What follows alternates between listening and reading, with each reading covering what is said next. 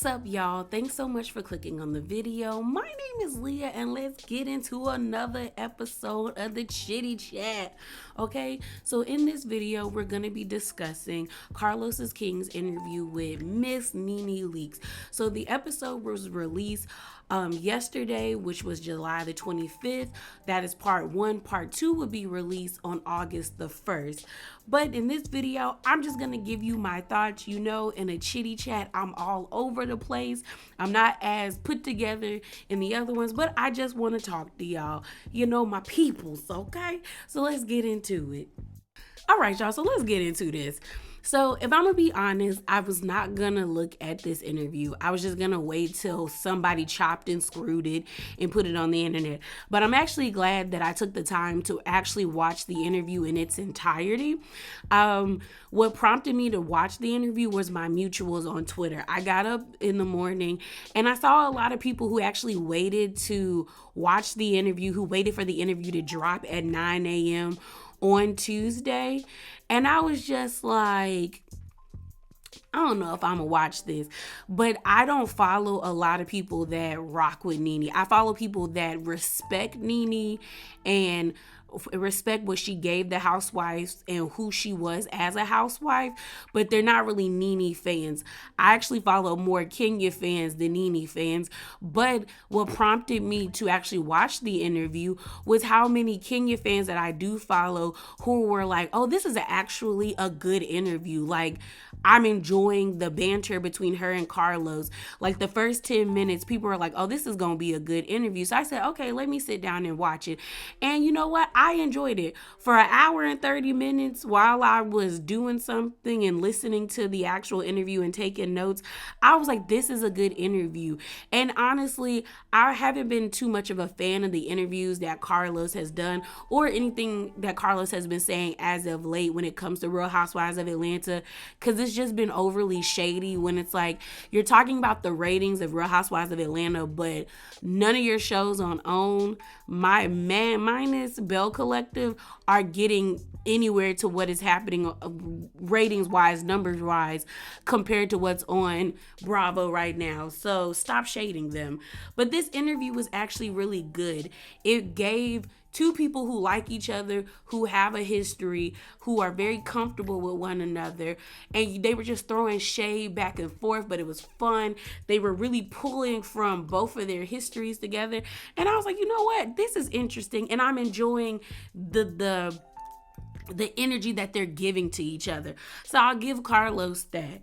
So, and the other thing why I'm happy that I watched it is there were already fan pages being messy, already trying to chop up certain parts of the interview to paint Nene in a negative light, and even try to throw shade at Kenya when it came to Nene speaking about Kenya. But when you watch the interview, Nene gave Kenya her props. Like, they're not really friends, but she was still like upfront about the value that Kenya brings to the show.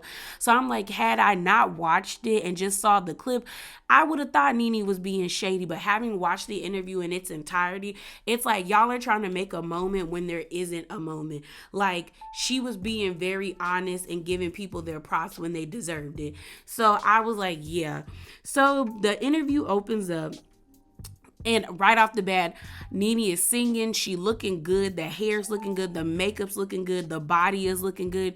You could just tell that Nene seems to be in a comfortable place in her life, and I'm happy for her. In all honesty, Nene used to be one of my faves, if I'm being all the way 100. And I've told y'all that before, but now I don't really have any faves when it comes to any franchise of the Housewives. There are people that I like, but like, do I stand them the way I did when it came to like Portia and Nene in the beginnings of Real Housewives? No. No. I've gotten older and I realized having that type of mentality, like stan culture, is very toxic with anything when it comes to music, reality TV, genres of books and stuff like that, and anime and yeah, it's toxic, and I don't subscribe to it anymore. But I do wish Nene success in all of her endeavors, because I do think she deserves it, because she put in the work. You may not like her personality or the ego that she has, but you can't tell that lady she ain't built housewives, which we're going to get into it. So let's I might be all over the place, but we here and we gonna go with the flow. So it opens up, and right off the bat, Nene says, "I am her and they are they," and I just it did something to me. It did something to me because it's like that is what I'm missing from Housewives. Moments that just felt effortless, sayings that felt effortless. Like she said, "I am her and they are they." I want that on a hoodie. I want it on a shirt, a mug, or a pullover. Just something so simple, a phrase so simple, but means a lot. Like, it's like, I miss that from Real Housewives. Even, and not just from Nene, I miss it from the girls. Like when we would have moments from them where it felt organic. It felt like they didn't even have to think about it. It came and we was like, girl, it just felt real. So we find out Carlos is married. I ain't never known that man was married. They also start, Carlos asked Nene, like, "Hey, do you watch the show?" And she was like, "Honestly, I don't watch the show. I haven't been on the show for years, so I don't really watch the shows. I just watch the clips that come up on my timeline." And I believe it. So I was like, "Oh, okay, cool. At least she's honest about that." She then Carlos decides to give Nene her flowers. And I think she deserves it. I even said, like, you may not like Nene. You may think that she's obnoxious, she's mean, she's this and she's that. But at the end of the day, Real Housewives as a whole, as a franchise, and that includes all of the Real Housewives. We talking about OC, even though OC was the beginning, wasn't nobody watching OC until Atlanta popped up on the scene. There would not be a Teresa if Nene wouldn't have been there. There would not have been a Bethany. There would not have been any of these girls where people would have started to really hone in and look at Real Housewives until Nene came around. And I think she deserves her props. And I love that she's owning the fact that, like, yeah, I'm that girl. I'm that girl. Because oftentimes when it comes to black women in general, we're not supposed to own who we are. We're not supposed to own the fact that, like, yeah, we built this and what? And what you gonna do about it? Because everyone always wants to humble you. And I'm not saying that Nene doesn't have an ego, because Carlos asked her, "Do you have an ego?" And she said no. That's a lie. She do. But that does not negate the fact that, like, ego and all, she did build this. We would not know what Real Housewives was without her, without the girls of Real Housewives of Atlanta. So she deserves those flowers that Carlos was giving her. Carlos then asked her, like, "How are you doing? Like, are you well? Are you happy?" And she says, "I'm well, I'm happy, and I'm comfortable." And you know what? Normally when someone is comfortable, they're able to speak freely. And I enjoy that. We then find out that Carlos started working with Nene the same, with the first season of Real Housewives in 2008 with Deshaun Snow and them. And we find out that Carlos was assigned to Nene and Deshaun Snow. And he was like, I was trying to get my foot in the door when it came to reality TV. I was living in New York at the time. My man, I guess his husband, although I didn't like that he kept calling that man my African, like he was a pet. I was like, switch it up, bro.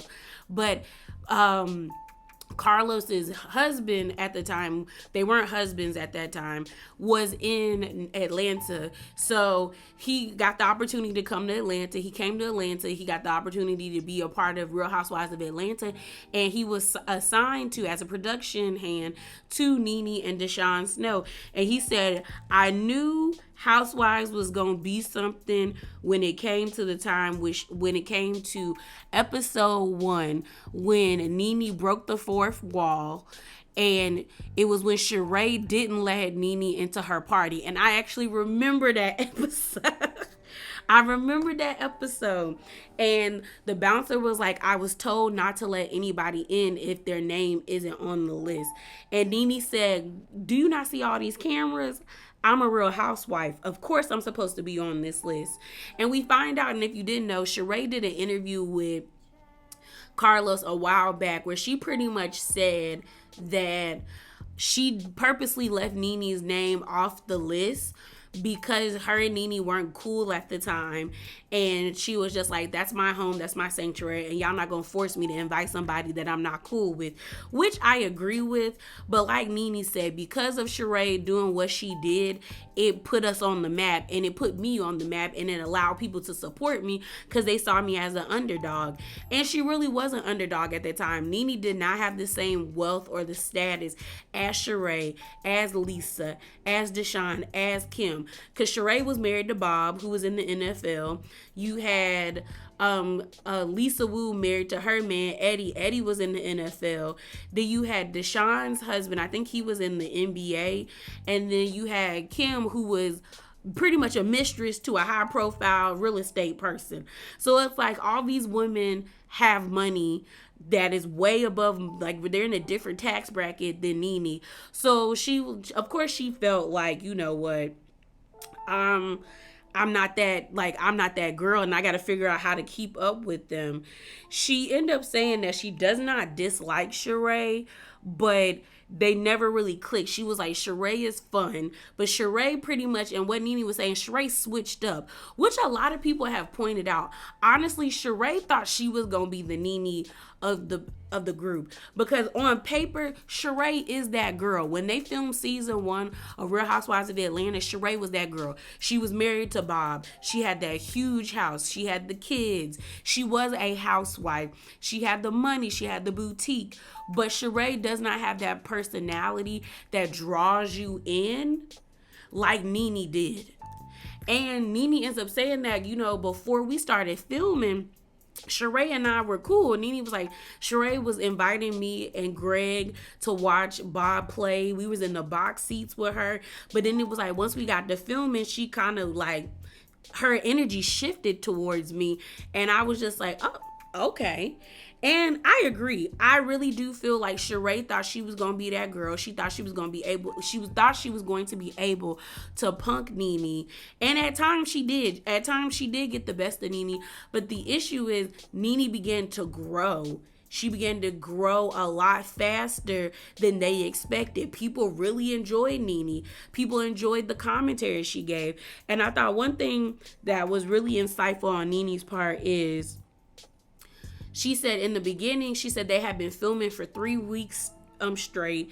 And she just was like, I realized like I needed to be myself. I was trying to be different. Like, you know, I'm a girl from Queens, but I grew up in Georgia.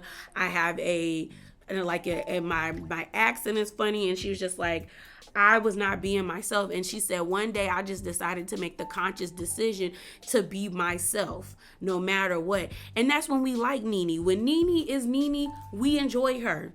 Like the way she was acting in this interview, I enjoyed her. When Nene is not acting like herself is when you don't want to be around her and you get you get a disdain for her.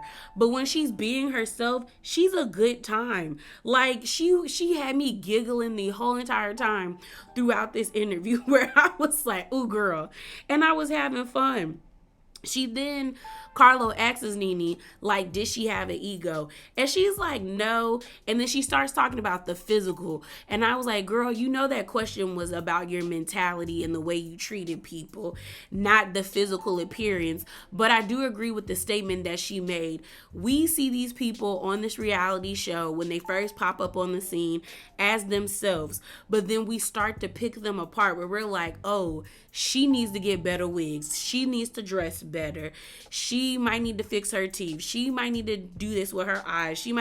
We tear them down. We pick them apart. And then when they start to make the critiques or the enhancements to themselves, we then are like, oh, you changed. And it's like, of course I changed. Of course I'm reading your comments. I'm reading what you're saying. Of course I went and used the money that I got from the show with my taxes. Not my taxes, with my check, to go make myself look better or go make myself look different. Why wouldn't I? And I do agree with that. Even though Carlos's question was about her mentality and her behavior, when she pivoted to her body, it made sense, because we all make critiques about celebrities. It could be just a regular celebrity or a reality star where we're like, why would you change this? Why would you do this? But it's not like we're We're not having people constantly saying, "Oh, you look fugly," or "You don't look right," or "She can't dress," or "She don't." So of course people will start to make tweaks and changes here or there, and then we end up looking at them and trying to like demean them, being like, well, you should have been strong enough to like not listen to everybody's opinion of you. Well, not listening to one or two people's opinions about you is easier than not listening to a million people talk trash about you. That's just what it is. So he then asked, Carlos then asked Nene, like, where do you think the change happened with Roa? And she's like, season 5 when Kenya came around. And Nene was getting like the seasons mixed up. But she ended up saying she doesn't, like, pretty much, I think, in a roundabout way, Nene was trying to say that production forced Kenya to act like Walter was her man, and that's when things started to shift. Because Nene was like, before Kenya came on the show, we were showing our real lives. Like, seasons 1 through 4, we were showing our lives. Like, Deshawn was really married to her husband. Lisa was really married to hers. You know, like Kim was dating Big Papa. So, you know, I was going through a divorce. Like, and when we didn't have anything to shoot, we still showed up to work. And I don't think she was trying to blame Kenya, because she kept saying, like, I'm not saying it was Kenya. But in a roundabout way, I think she was trying to say production either forced Kenya to bring on Walter, or they told Kenya, like, in order to be on this show, you need to have a significant other or a partner. But you could definitely tell that Walter was not interested in Kenya. Like, when they went to Anguilla, Walter pretty much kind of paid Kenya, not kind of, paid Kenya dust. It wasn't even like he wanted to be around her. And then we found out that Walter wasn't even really into Kenya. I think maybe because of her age, because after a while we saw Walter, I think the next season, and the girl was a lot younger, like somebody in her like 20s compared to everybody else. So Nene ends up saying that Portia and Kenya were wonderful or great additions to the show. And I agree. She's like, you know, I got Kenya screaming, going with the wind, fabulous. And I got Portia saying that she been sitting on things for 265 days, meaning 260. She tried to say, I remember that. I remember Portia saying, it's been 265 days. I was like, girl, where's the other 100? Because it's 365 days in a year. What are you talking about? So Nene was like, they were great additions, but she could tell that the cast or the trajectory of the franchise or the series was shifting once they got on the show, especially when it came to people bringing up storylines. And I hopped in a few people's reviews of the interview. I'll listen to Rodney's interview, Rodney the Voice. I'll put the name up so you can check him out. And I'll listen to Really Be TV's review of the interview. So I'll put their name so you can go like listen to theirs. But they both brought up good points. Rodney said, like, when it came to storylines, or what Nene was saying about things shifted with the storylines, he was like, the onus is actually like, it's on production, the girls, and the fans. Because eventually we started to expect the girls to have different storylines each season.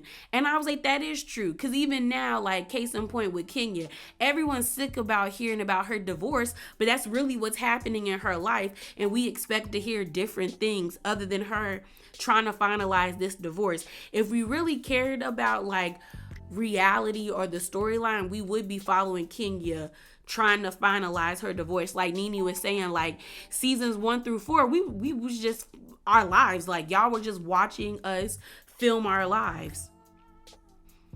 And I do agree with Rodney when he was like, but the fans play a part in us being like, when we do get a real, and I even said this on Twitter. So he and I are on the same thing. Like, y'all don't like Sanya. Well, and I'm not saying y'all as like, you know what I mean. There's a majority of people that don't like Sanya and find her boring. But it's like, y'all find her boring, but her storyline is real. And like Rodney said in his review, they give us real storylines and y'all say it's boring. But then when we get a fake storyline and we peep that it's fake, we get upset and mad, but we're expecting something new every season. But that's not real life. Not everything new is happening in people's life. Sometimes you just have a lull in your life and that's just it. And then on Really Bees, she said she understood because she realized there was a shift when that happened, and she brought up Phaedra and how Phaedra was acting like she didn't know her due date when it came to her being pregnant. So I honestly agree. I definitely feel like there was a shift once Phaedra, Portia, and Kenya came on the scene. But I think the shift also came because the audience was shifting as well. Like, y'all are adding new people, so that means you're garnering new people and new eyes on the show.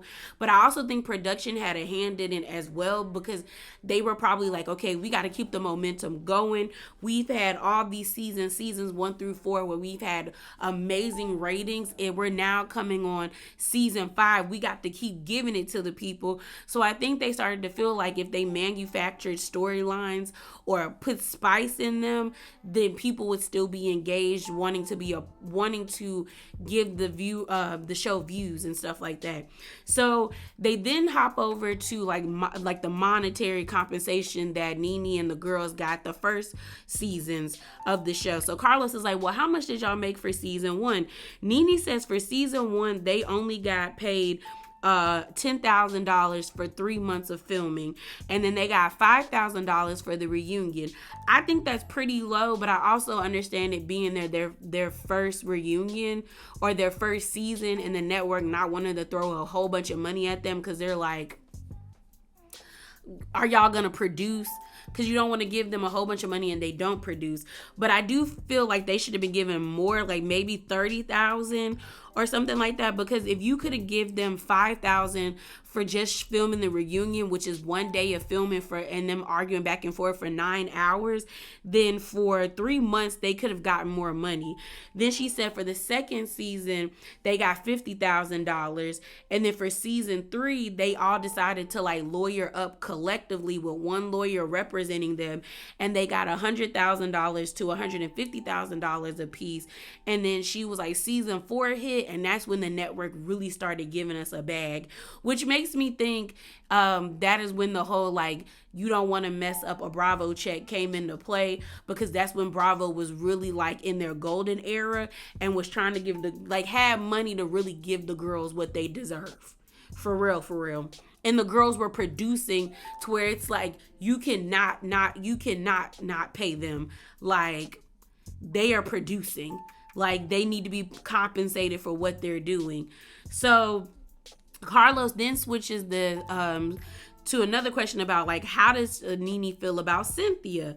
And Nene ends up explaining to us that like she really did not know Cynthia when she stepped up on the scene. She said the producers or the network asked her to go out to eat with Cynthia and get to know her. She said she didn't know who Cynthia was.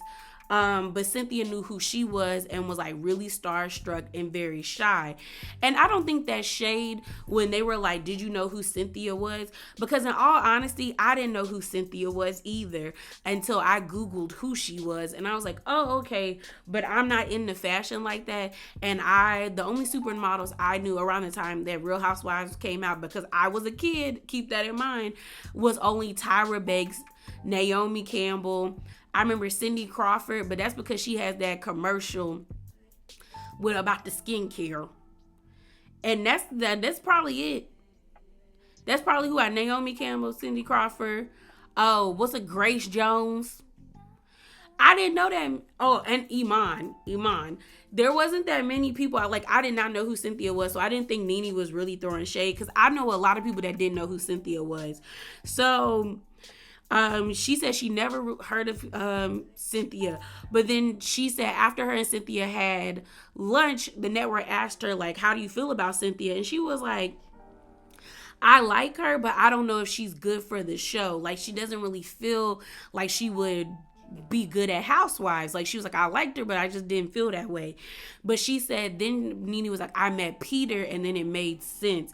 She was like, the reason they wanted Cynthia is because of the antics of Peter. And then I think it just came out that Peter was getting like 15% of Cynthia's check. And I know some people don't like that, but I agree. Cynthia, without Peter, I feel like Cynthia would not have been on Real Housewives that long. Because I'm not gonna lie, Cynthia's beautiful. And like when Cynthia wanted to get somebody together, she would get them together, but it would take a lot of prompting. Cynthia had to be at like her wits end for her to really say something and check somebody. So I'm just kind of like, yeah, you needed a Peter. So, and Peter was probably the reason you kept your peach. So you might as well slide Peter some money some way. So Nene ends up saying that like the Cynthia we know is not the Cynthia that she know. She said the Cynthia I know used to cuss Peter out. Cynthia used to kick Peter out. And even Carlos confirmed that like, yeah, I saw Cynthia cuss and get Peter together, cuss him out and get him together. And there was times that Peter got kicked out of the place and had to go sleep at bar 1. So it's like the demure Cynthia we know was getting the people together, was getting that man together, as she should, because sometimes Peter just didn't know. Peter just didn't know he just didn't know. Peter just didn't know when to stop. So then I think Carlos asked her about Phaedra, and Nene pretty much said, I didn't think Phaedra was good for the show. It was point like, I didn't think Phaedra was good for the show. She was also from Athens, and she was like, I knew her, like I knew of her, but like it was just like, why y'all getting some girl from Athens and I'm from Athens? And recently I also watched Make It Make Sense. He also did a panel about the interview, and he said that allegedly Nene and Phaedra knew each other, and Nene reached out to Phaedra to get her on, like to get Nene on a TV show, but Phaedra wasn't really that much help. So I think Nene felt some type of way once Phaedra got on her show, because it was like, you couldn't help me, but I gotta help you now that you on my show. She also brung up how, being on Atlanta Housewives was a privilege. Like it was a privilege. Like when Atlanta was in its golden era, she was like, we could go outside and everybody was clamoring to be a part of the show. And Carlos even confirmed that it was people that when they would go to different places that would just be acting out of character or doing the most in hopes of being considered to be a part of the show or featured on the show. So it was just kind of like, for Nene, she was just like, I had a guard up. It was like, this is my baby. Like, people forget, Nene was like, people forget that I shot the pilot of this show. And then we got picked up and we filmed season 1. And I think she said in the pilot, it was her, Kim, and Sheree. And there was no Deshaun and there was no Lisa until they got picked up by the network. And then they got, then Lisa and Deshaun were added to the show. So she was like, I was very guarded. And she was just kind of like, we started off with one van. We was in the trenches. Like, if you're not going to respect that or give us your all, then you don't need to be on this show. She was like, I'm giving my all, the blood from my veins. If you're not gonna give it, then no. Like, she was like, I don't think you deserve it. I don't think you deserve it. So she really didn't think Phaedra was a good part of was going to be a good addition to the show. So they then Carla asked her about like her family and about Bryce. So if you don't know, Bryce got caught up with the law recently. He's in jail right now. I think they said he was like, I think it was like allegedly, because I don't remember, but I think it's like attempted burglary or loitering or something like that. But he had fentanyl on him. And Nene pretty much confirms that he is a drug addict and he has been struggling with drug addiction for a while now. He got 3 kids and a wife. I said a wife. And she does have regrets, because I think the question posed to her by Carlos was, do you have any regrets when it comes to featuring your family on the show? And she was like, yeah, she regrets disciplining Bryson on the show. The famous line, well, when you find your mind, come and call me, because you done lost your mind.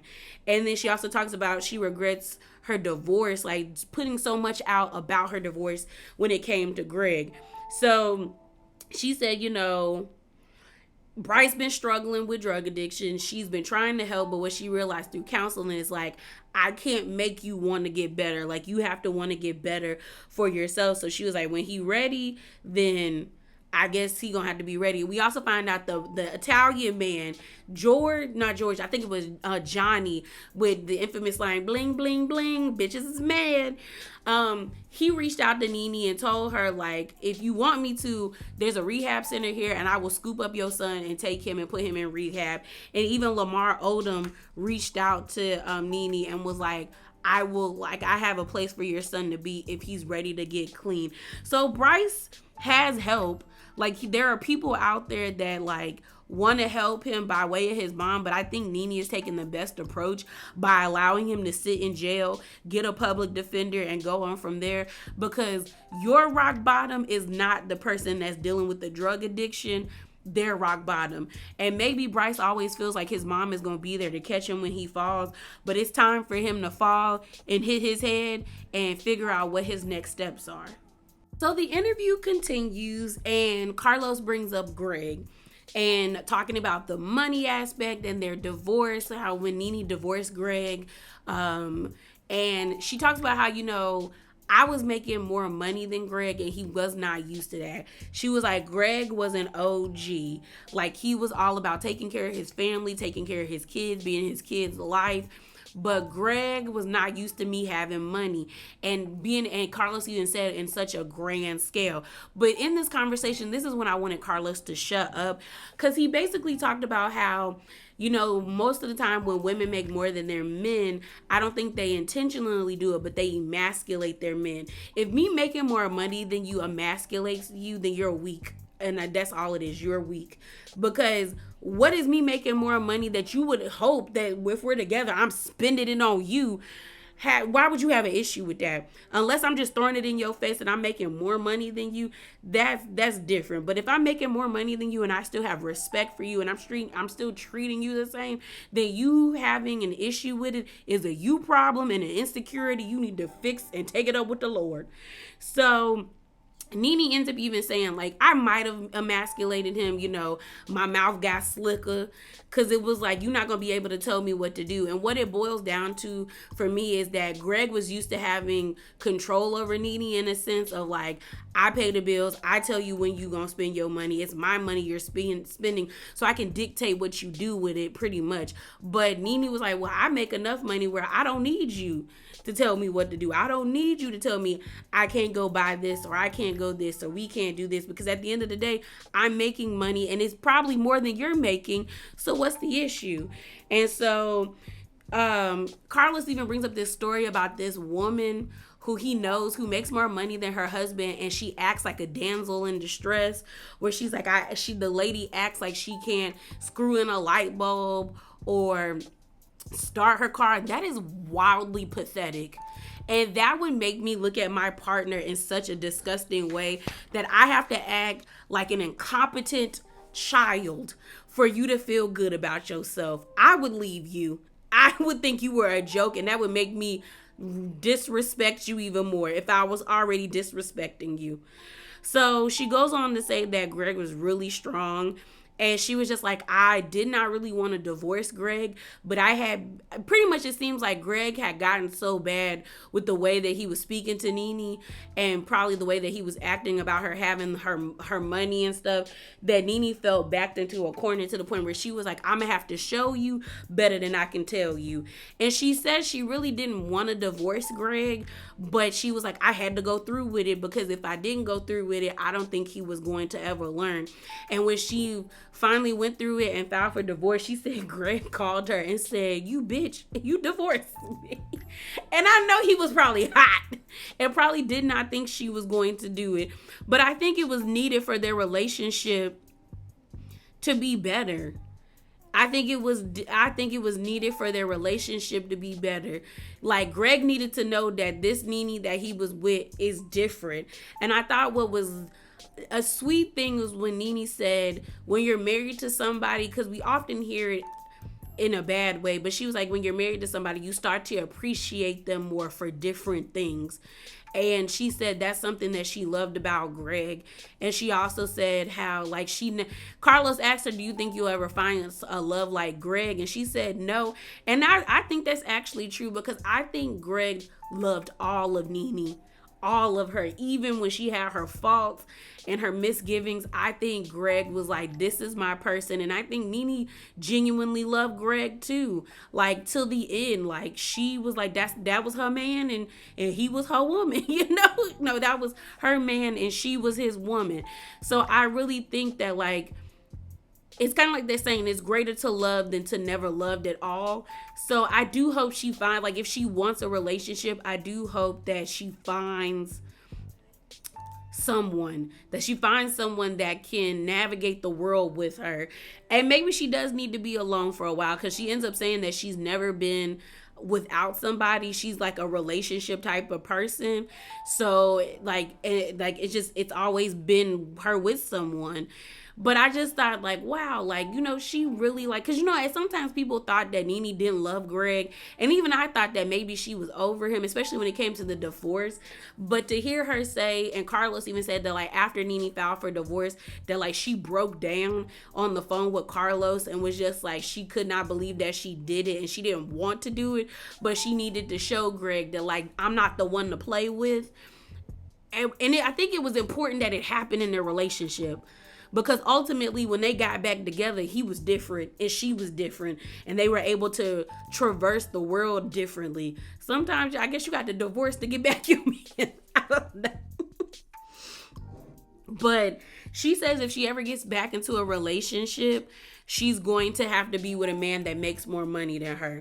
So then they bring up her situation with Yanni, the guy that was married, and he asked her, like, you said that infamous line, like, close your legs to married men, but girl, you was out here.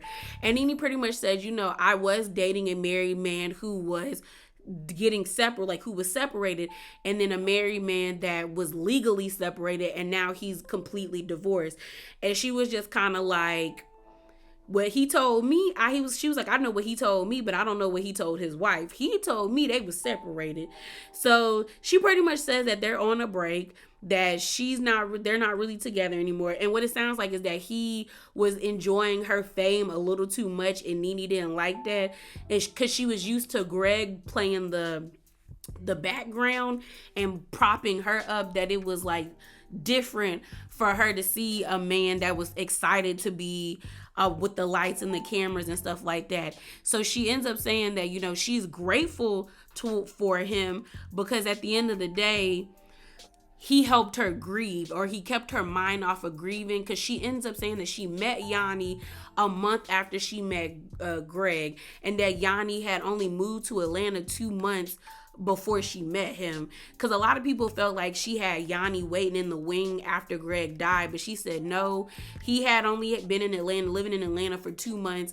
I met him at a restaurant, I think she said the Blue Martini or something, and then we hit it off. She was like, we were very open with one another, and she's grateful for that.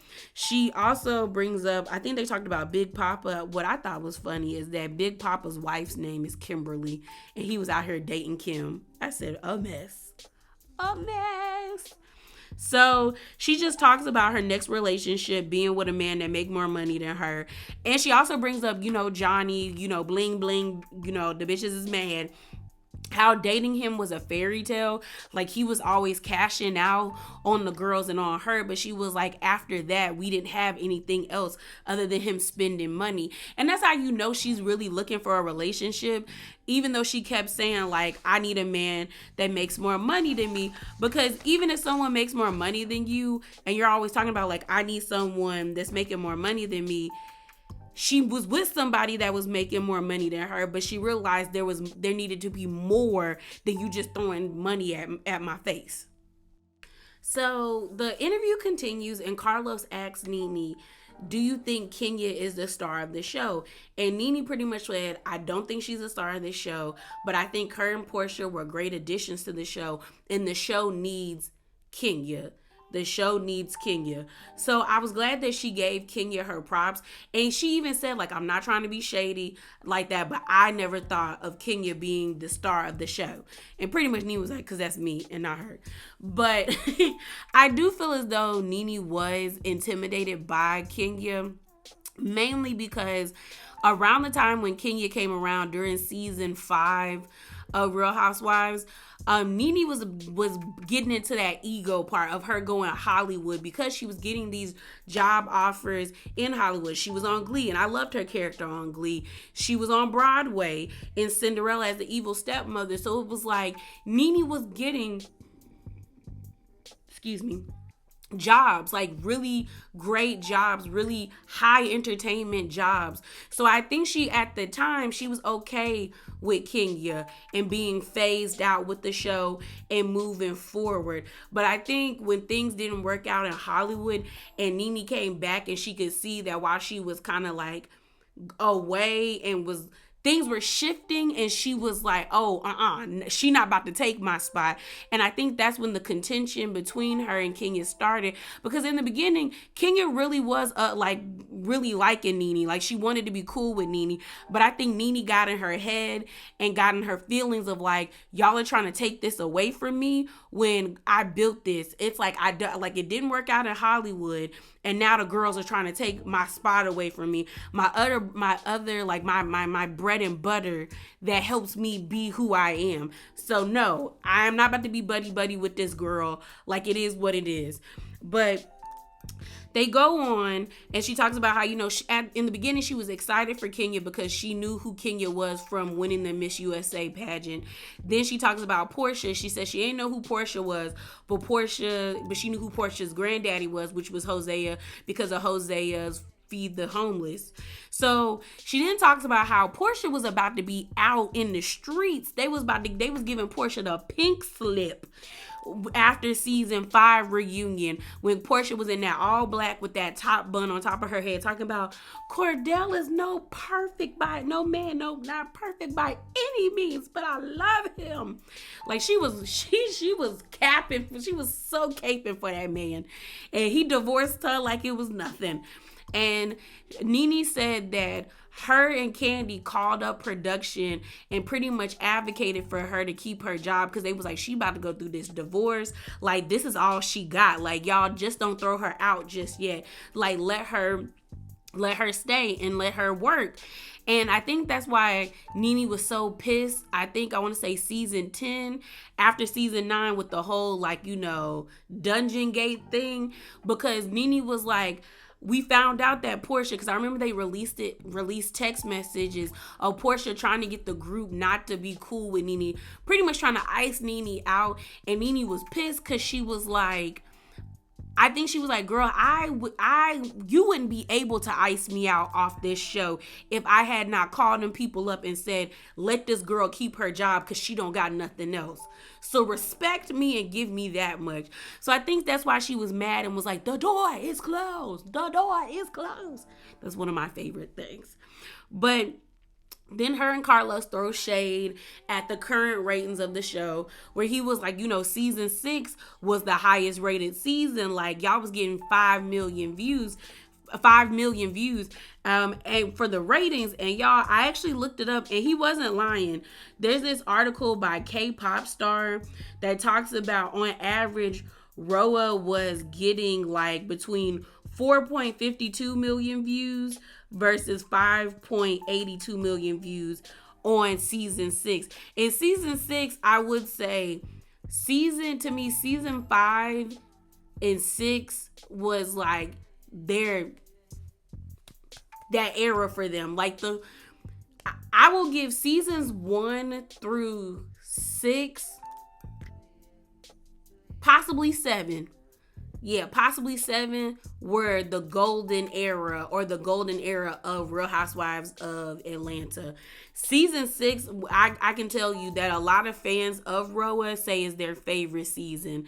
And that season is when you had Candy, Portia, Cynthia, Nene, Phaedra, Kenya, and Marlo was a friend of the show. And she was just like, that was it, That was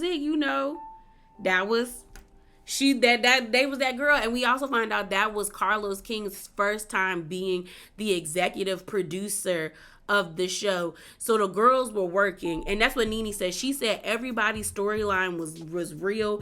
Everybody was working. Like, everybody showed up to work for that season, and it shows. We got so much good content and memes from that.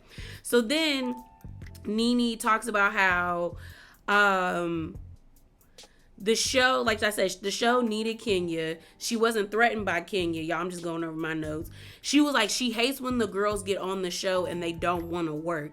And she was like, you can't get on this show and just earn a check by just being there.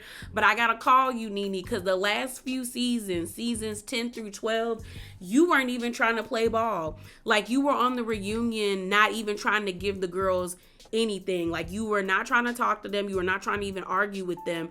You was paying them dust. So you can't complain about people working and not working and getting a check, because there were a few seasons where you were doing that, sis. And that's when a lot of people started to change their tune when it came to you. So then Carlos brings up pillow talk, and he asks her, like, why were you so mad about Kenya? And the rumor is that production told Nene, we're not gonna start filming until the star of the show comes. And that's what really set Nene off. But Nene, that's allegedly what the people been saying. But Nene says what really made her mad is that Kenya was like grossly late. Like, she was like, and it's not just Kenya, but the girls will show up at like, with the call time will be like 4 or 5 o'clock, and then people not showing up till like 6 and 7, and we can't really like film the way we want to, or make sure our show is going to be, or like this group event is going to be on the show without everyone being there. So pretty much giving us behind the scenes of, it's like, if you don't have a full cast or majority of the cast there to participate in your event, 9 times out of 10, they will not show your event.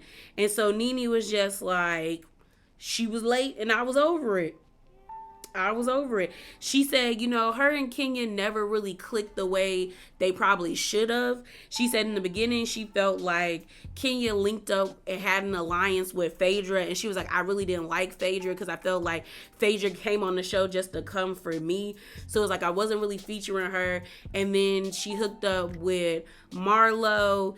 And then, me and Marlo fell out. And then I think she said something about her and Candy hooked up. So she was just like, we never really clicked. But she was like, I saw her in Bloomingdale's or Neiman and Marcus, and we waved and we kept it pushing and we're good. And then Carlos was trying to be messy and bait Nene into saying something shady, but she held it because she was just like, no, like, I didn't go over there. She was like, I didn't really want to bother her, but I saw her and I spoke and I said, what's up? And we kept it pushing. She was like, if I wanted to go speak to her, I would go speak to her, but I didn't.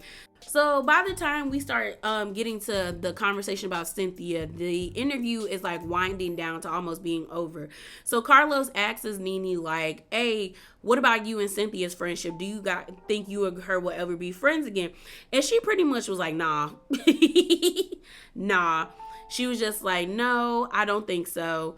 She was like, I could work with her again, but I don't know if our friendship will ever be what it was, because she was like, because Carlos was like, do you think Cynthia allowed people to get in her head? And she was like, absolutely. Same with Marlo. She was like, Marlo would come up to me and be like, people are saying that you're controlling me and you're telling me what to do. And Nene was like, well, if you know that's not what I'm doing, why do you automatically like are listening to them?